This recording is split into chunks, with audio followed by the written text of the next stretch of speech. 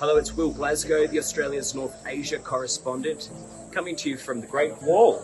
The Prime Minister is just doing a walkabout right now. They've closed off this section of the wall. You can see on the other side huge throngs of Chinese tourists. That's just a normal day in the summer here. But we've got a special tour. They've closed all this for a special day for the Prime Minister. He, as he's told us, is recreating a walk that Gough Whitlam did in 1973 when he was Prime Minister. And once again, the PM's championing what he said is the correct decision of then opposition leader Gough Whitlam to come to China and advocate Australia recognising the People's Republic of China. Now look, he's really lent into the Labor history and Whitlam's role in Australia-China relations during this trip. In Shanghai, he gave a business speech at the Peace Hotel where Gough Whitlam, as he told the crowd there, celebrated his 55th birthday. That was when he was the opposition leader on that audacious trip. And here we are at the Great Wall again, name-checking Gough. On the trip in 2023, he went to the Temple of Heaven and recreated a photo that Gough did at the Listening Wall. So he's really lent into that, and frankly, it's something the Chinese love. State media here has embraced that and says that the Prime Minister is correcting the big mistakes of the coalition. They have specifically named Scott Morrison, just as they used to Malcolm Turnbull, as the reason for all that went wrong in the relationship.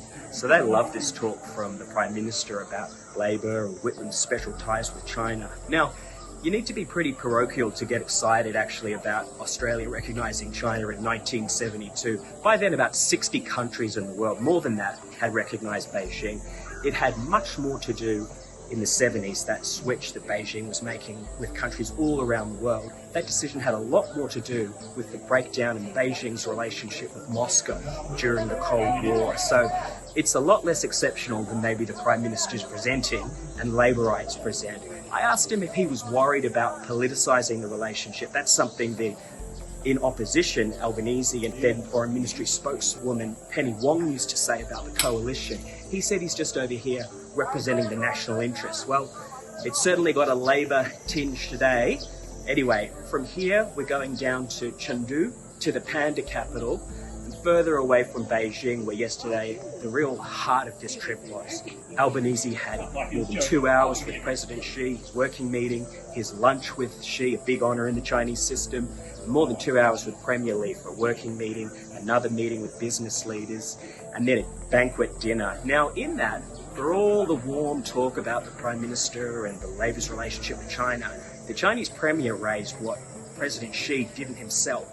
Unhappiness Beijing has with Australia's foreign investment regime, particularly how it focuses on Chinese businesses.